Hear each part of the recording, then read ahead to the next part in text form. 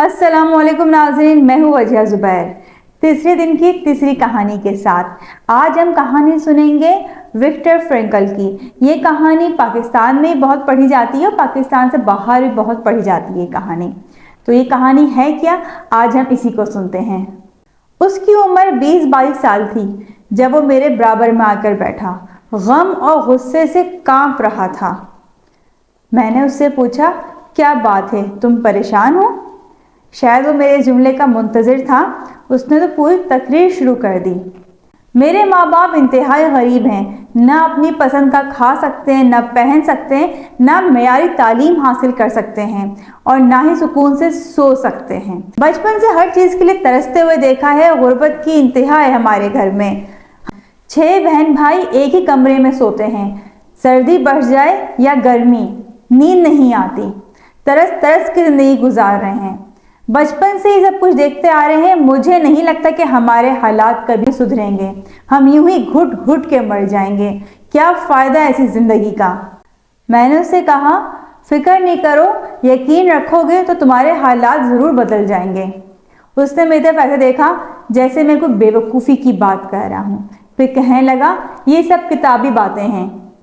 मैंने कहा, और किताबें भी तो हम इंसान ही लिखते हैं, उनमें सच्चाई भी होती है। चलो आज मैं तुम्हें अपनी कहानी सुनाता हूँ, सच्ची कहानी।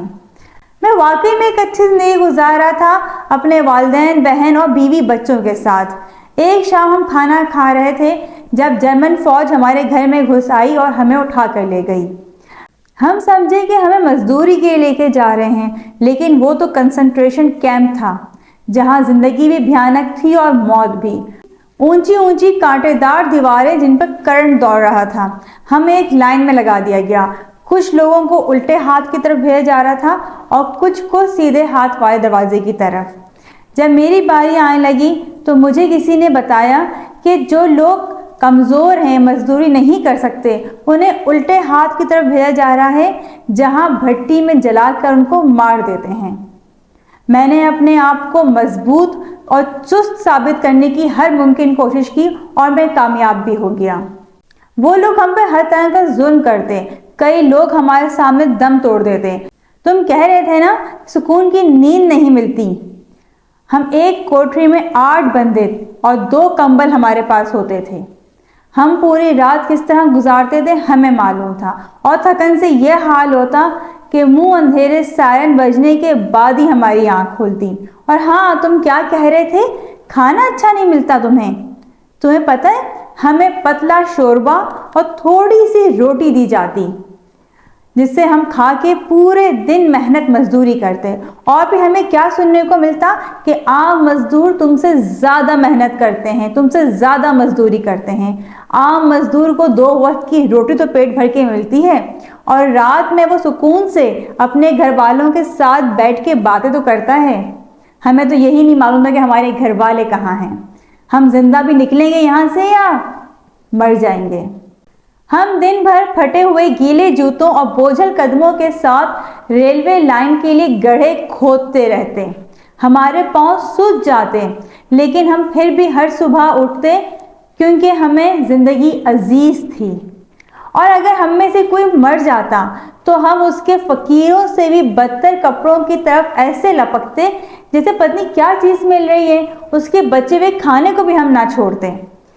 लेकिन ऐसे बदतर हालात में भी मैं खुदा की रहमत से कभी मायूस नहीं हुआ, क्योंकि मजबूत जिस्म वाले तो मुश्किल हालात में दम तोड़ देते हैं, लेकिन मजबूत यकीन वाले कभी दम नहीं तोड़ते। मुझे मालूम था कि मेरी खुशी और मेरे दुख के हालात जिम्मेदार नहीं हैं। मैं इन हालात में मुतमईन था क्योंकि मैंने एक बात सीख ली थी कि मेरी खुशी और दुख का फैसला हालात नहीं कर सकते। अगर मैं खुश रहना चाहूँ तो किसी भी किस्म के हालात मुझे गमज़दा नहीं कर सकते। जिन हालात में लोग रोटी, केक और गर्म कपड़ों के मुतालिक सोच रहे थे, मैं अपने आप को लेक्चर देते हुए देख रहा था।